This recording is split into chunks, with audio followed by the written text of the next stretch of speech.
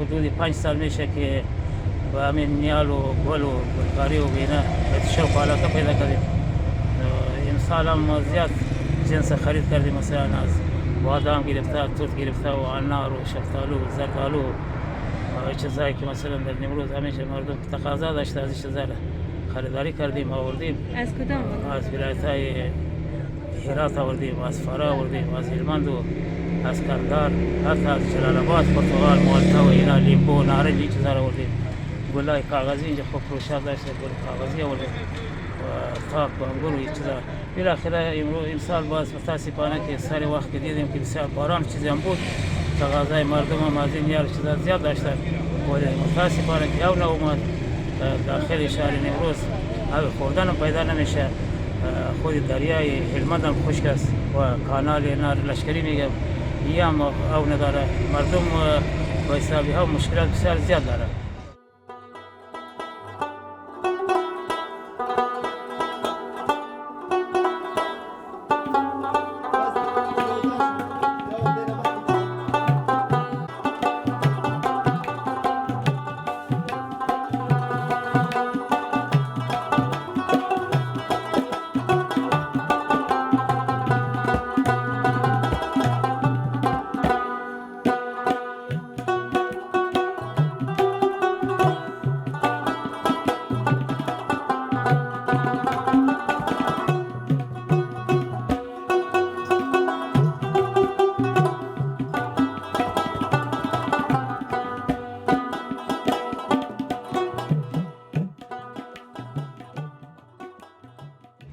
یک نهال بید خریده، یک اناپ خریده، سه کنه که چی میشه یک چند تا دیگه نیست.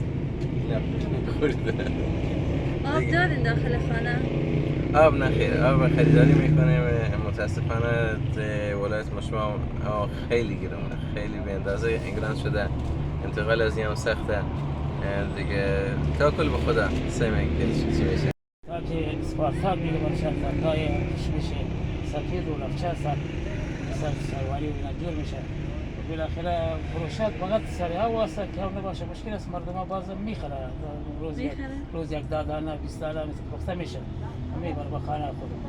یک گلاس ها که برای خودی میخوره، یک گلاس برای اسلام میگه. بالاخره دموکی ها باید به قدر آب کلی مردم بفهمه که او چقدر مشکلات میاره در جامعه و بالاخره آب نباشه شاید نیمروز نباشه در تمام جهات، یعنی هیچ چیز وجود نداره. وجود هر چیز کسی در مقابل آب است که آب نبود دیگه هیچ باشه. مثلا داخل بازمان از اینا استفاده کنه، بازی کارتوس بیاره از اینا، مثلا مشکل بیاره چیز است. بازی پنجه شیر است، میره پنجه شیر میگه یا سایگی است و اینا ویکا میگه اینا سایگی است و اتفاق دیگه است. مثال کریسمس مثلا بلدانی و گلاس است.